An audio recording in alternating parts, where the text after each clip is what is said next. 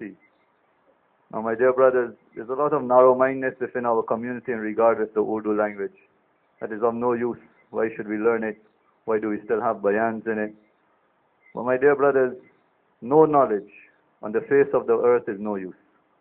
Even in the time of Rasulullah sallallahu alaihi wasallam, he would send the Sahaba to different places to learn a foreign language, so that they could communicate and be a means of da'wah to those places.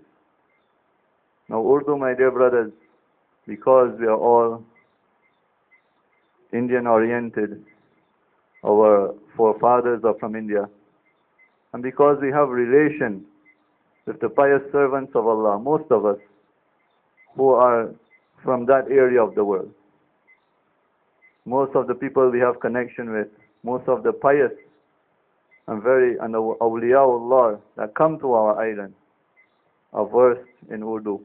And to benefit directly from them, my dear brothers, if we learn this language, how much will it take from us? How much time?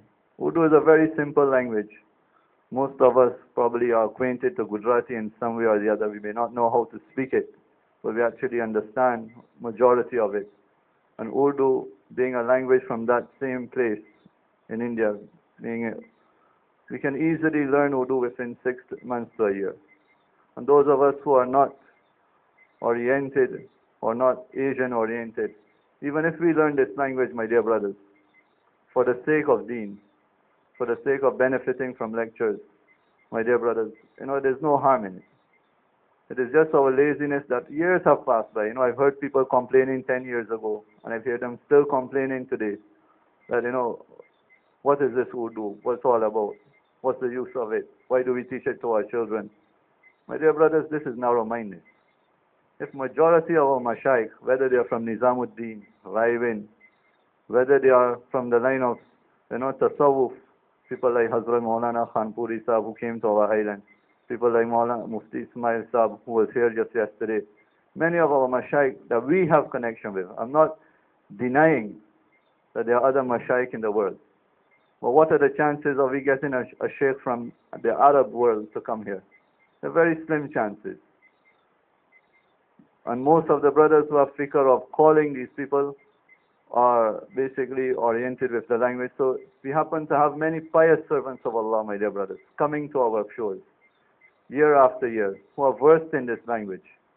So if we take out some time daily to improve our Quran, to learn a little Urdu, instead of sitting in front of the television or staying on the internet for hours, inshallah, in very little time, we will see, by sitting in the company of these great people that come to our island, a difference.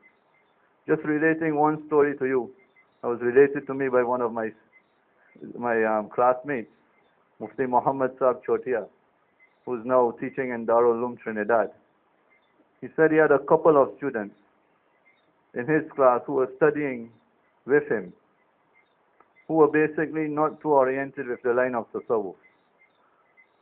And, they didn't want to meet Hazrat Maulana Ahmad Saab when he came to Trinidad. They were not interested.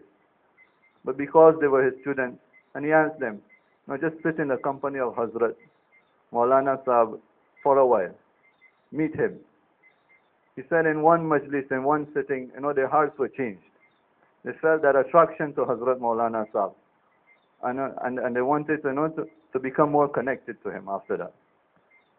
So just by, the company of the pious, my dear brothers, most of us, we do not experience it because we do not even bother to go near them. And we continue to speak behind their backs. My dear brothers, the line and talking bad of our mashayikh, my dear brothers, is a very grave sin. It's such a sin that at the end of our lives, our iman can be taken away from us. Allah subhanahu in one hadith more or less to the effect, Hudur Sallallahu has said in a Hudur Qudsi that those who have enmity and bear enmity to my awliya, to my friends, meaning Allah is saying, who bears enmity to my friends, they have actually made the announcement, have actually waged war with me, my dear brothers. So we should be very careful when we speak of our mashayikh. We should be very careful when we talk of these mashayikh and these great pious servants of Allah subhanahu wa ta'ala who come to our shores. Many of us, we cannot sacrifice our life for deen, my dear brothers. These are living examples of people who spent from their youth to their old age, my dear brothers, only and only in the service of deen. Is this not enough proof for us that these are the awliya of Allah? From childhood, my dear brothers, to old age, their only mashgala and only job, my dear brothers, was the service of deen. How much of us can make claim of that today?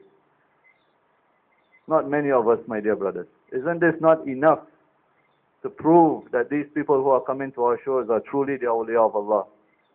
My dear brothers, this is definitely enough proof. Only a blind person will not be able to see past this. May Allah subhanahu wa ta'ala protect us from talking ill of our mashayikh. May Allah subhanahu wa ta'ala grant us the tawfiq to sit within their circles, even if we do not understand their language, my dear brothers.